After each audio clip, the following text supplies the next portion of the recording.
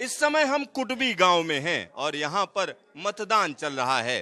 जब कुटबी गांव की बात होती है तो डॉक्टर संजीव बालियान का ये पैतृक गांव है और यहाँ अगर वोट की बात करें तो यहाँ एक तकरीबन 2000 वोट यहाँ पर हैं और यहाँ मतदान शुरू हो चुका है और यहाँ हमारे साथ कई लोग हैं, उनसे हम बात करेंगे, जानने की कोशिश करेंगे कि आखिरकार मुद्दे क्या हैं इस चुनाव के।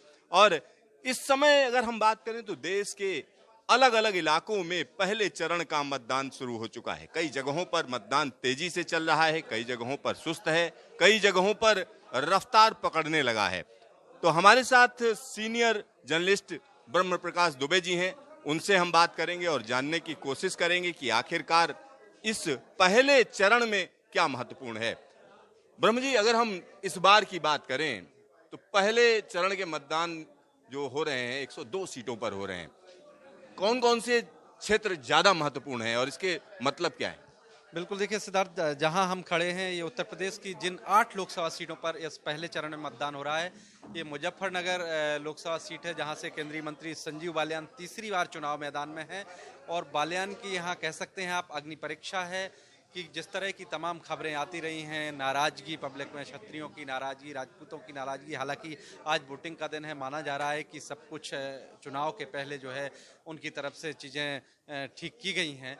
तो इस बार मुकाबला इस सीट पर तगड़ा है, बीएसपी, कांग्रेस और बीजेपी त्रिकोणीय मुकाबला है। हालांकि अभी हम लोगों ने मतदान केंद्र की तस्वीरें देखी, ज़्यादा उत्साह नज़र फिलहाल नहीं आ रहा है, लेकिन जैसा लोग बता रहे हैं कि दोपहर बाद लोग निकलेंगे, वोटर निकलेंगे तो अच्छी खासी भीड़ होगी। और पब्लिक हम देख ही सकते हैं, वोटिंग सेंटर्स के बाहर पब्लिक बड़ी तादाद में है भी। तो माना जा रहा है कि दोपहर के बाद अच्छी खासी तादाद में वोटिंग होगी। देखना ये होगा कि इस बार तमाम कोशिशें हो रही हैं पोलिंग परसेंटेज बढ़ाने के लिए।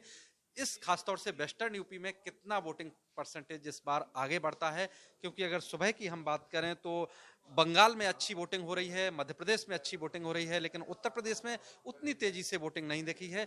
हो सकता है दोपहर के बाद अच्छी वोटिंग दिखे, लेकिन जनता से जानते हैं हम लोग, बात करते हैं कि जनता के मन में क्या चल रहा है इस बार, खासतौर से मुजफ्फरनगर में लोगों के मन में क्या क्या मुद्दे हैं इस इलाके के। सिद्धार्थ, तो इन्हीं लोगों से बात करते हैं। यहाँ हम अब उसी जगह पर हैं और कई लोगों से हम बात करेंगे, जानने की कोशिश करेंगे कि आखिरकार मुद्दे क्या हैं। जब मुद्दों की बात करते हैं तो कहीं ना कहीं मोदी सरकार तमाम चीजों को गिनाती है और जिसमें देश की सुरक्षा की बात करें तो वो भी सर्वोपरि है, साथ ही साथ देश की जो स्टैंडिंग है उसकी भी बात की जाती है। क्या नाम है आपका? जय किशन। जय किशन जी, इस बार अगर हम बात करें तो इस इलाके में कहीं ना कहीं राजपूत असंतोष भी सामने दिखा। लोगों ने महापंचायत की और उसके बाद कहा कि हमें जो है संजीव बालियान को वोट नहीं डालना है। क्या कहेंगे? सब संजीव बालियान को डाल रहे हैं तो कुछ नेताओं का वो है, लेकिन जो ठाकुर है जो सब हमारे साथ हैं। ये तो कुछ नेताओं का प्रोपगंडा है जो अपनी नेतागिरी निखार रहे हैं, बाकी सब ठाकुर हमारे साथ हैं।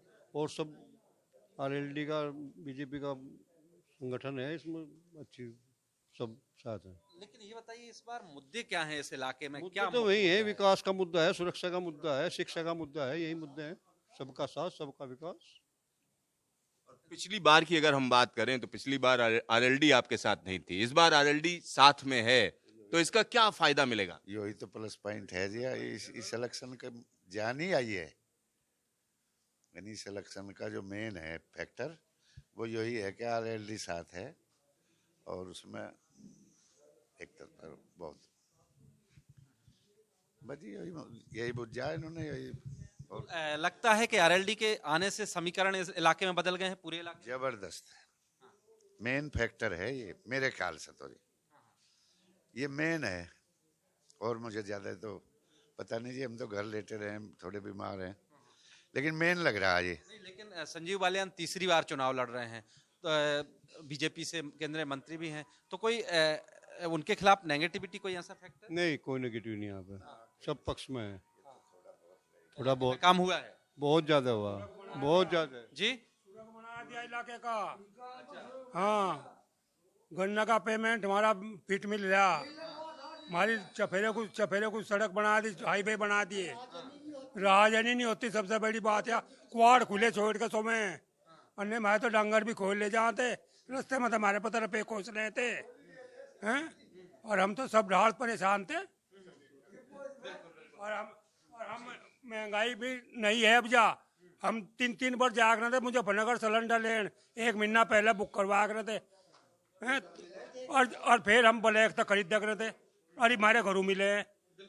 किसान आंदोलन भी चलता रहा है, लोगों से बात करते हैं। ताऊ आप कुछ कह रहे थे जी, कुछ कह रहे थे। किसान आंदोलन भी चलता रहा है, नाराजगी तो नहीं है? हाँ मैं बताऊंगा। आप कह रहे हैं कि भाई वो कौन से वे ठाकुर वाकुर, वे बात कहीं सुनी होगी पहले। ये तो प्रचार है विरोधियों का, कुछ नहीं है, सब फिटम फिट है, फिटम फिट है सब। होगा कभी किसी के दिमाग में कहीं कुछ। 2-3 दिन तक भी पंचायत चलती रही कि छतरी नाराज। जी कुछ भी होती रहो, आज की बात करो, आज की बात करो, आज की कल की बात करो, हमें सब पता रहे। हाँ, और ऐसा नहीं पैदा हुआ कहीं, संजीव जैसा नहीं पैदा हुआ कहीं। कोई मंत्री कहीं हो रहा, जाकर देख लो दूसरे उसमें प्रदेश में, आसानी मिले, सबके दुख सुख में खड़ा रह लूँ। हाँ रात दिन, हाँ, रात दिन। और क्या मुद्दे हैं इस इलाके के? भाई ये सुरक्षा और विकास दो चाहिए, दोनों ही मंत्री जी ने जबरदस्त कर रखे हैं। सुरक्षा की दृष्टि तक कहीं भी चले जाओ, और विकास की तो आप चारों तरफ से देखा हो, कहीं भी डेकन लगा हुआ गाड़ी में भी आपकी, और सबका साथ गन्ना क्षेत्र है। गन्ना किसानों की नाराजगी जो रही है, आंदोलन चलता रहा, तो इतना जबरदस्त खुश है मंत्री जी से। एक गन्ना क्षेत्र है, गन्ने का पेमेंट, उधर गन्ना गिरा, उधर पेमेंट आ रहा खाते में। सुरक्षित है, इससे बढ़िया हमें कोई सरकार नहीं मिले, सबसे बढ़िया इसी सरकार में सुरक्षित है। हम बिल्कुल सुरक्षित है। मतलब जो कानून व्यवस्था की स्थिति सुधरी है। कानून व्यवस्था तो इतनी बेहतर है कि कहीं कोई निकल जाओ, किसी भी तरह निकल जाओ। और रही बात किसानों की, किसान सम्मान निधि भी है, आपके ट्यूबवेलों के बिल भी माफ हो गए। इस क्षेत्र में जो है इतना विकास हो गया, 4 नेशनल हाईवे बन गए, तो और क्या चाहिए? तो मतलब सब कुछ ऑल इज वेल, कुछ ऑल इज वेल। और अब की बार तीसरी बार मोदी सरकार। चलिए, ये तो आपकी मर्जी, आप क्या कहेंगे? हम तो विकास के आधार पर वोट दे रहे हैं जी। विकास मुद्दा है, विकास मुद्दा है हमारा। हमारे मिल का पेमेंट बहुत घटिया चल रहा था, मिल मालिक बदलवाया है मंत्री ने, और अब हमें पेमेंट की कोई दिक्कत नहीं रही। आप ताऊ खुश हैं कि नहीं? बहुत खुश है जी। हाँ, आपके इलाके में काम हुआ है? बहुत ज्यादा है, बहुत बढ़िया। इतना काम नहीं हुआ आज तक, इतना ही हुआ। लेकिन आप कुछ महीने पहले तक, पिछले साल तक तो किसान आंदोलन करते रहे। ये तो क्या नाम है ना, सा दबाव से तो बना पड़ी है, परंतु खुश है। आप ताऊ क्या कहेंगे? खुशी है जी, सब काम ठीक हो रही, सब ठीक।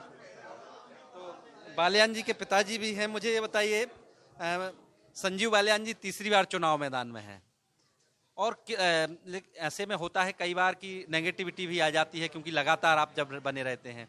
आपका क्या ऑब्जर्वेशन है इस चुनाव में? भाई ये तो आप देख रहे हैं, आपके सामने है, सब जनता बैठी, पूछो। हाँ, यहाँ तो सब संजीव बालियान की दे रहे वोट। इनका गांव है, उस सब प्यार करे, अपने बच्चे की तरह प्यार करे सब। और जो नाराजगी कुछ तबकों में आ रही थी? नहीं, हमारे तो यहाँ 84 गांव हैं बालियान खाप के, और सब संजीव से प्यार करते हैं। कोई ऐसा नहीं एक भी आदमी जो ना करता, और हर जाति बालियानी लिखती है यहाँ, जाट नहीं, हर जाति। तो लगता है कि इस बार पिछले बार से ज्यादा वोट पड़ेगा, उम्मीद है? 14 का भी रिकॉर्ड तोड़ेगा। तो देखिए, मैंने और सिद्धार्थ ने बात की यहाँ के लोगों से, और सिद्धार्थ लग रहा है यहाँ के लोगों का जो हम लोगों ने राय ली है, मूड जाना है कि तीसरी बार भले ही संजीव बालियान यहाँ से मैदान में हो, लेकिन लग रहा है कि मुकाबला जिस तरह से है वो ठीक ठाक है। मतलब आप कह सकते हैं कि संजीव बालियान को ज्यादा मुश्किल नहीं होगी, जो हम लोग ऑब्जर्व कर पा रहे हैं। ग्राउंड पे तो यही लग रहा है कि जिस तरीके से वोटिंग हो रही है, जिस तरीके से लोग सपोर्ट में बोल रहे हैं, तो कहीं ना कहीं एक जो बाहर जो लोगों को दिख रहा है कि मुश्किल होगी, तो उस तरह की मुश्किलें नजर नहीं आ रही, निश्चित तौर पर कहा जा सकता है। तो ये तस्वीर देखिए मुजफ्फरनगर से, जहां से केंद्रीय मंत्री संजीव बालियान तीसरी बार मैदान में ताल ठोक रहे हैं। हालांकि इलाके में मुकाबला त्रिकोणीय है।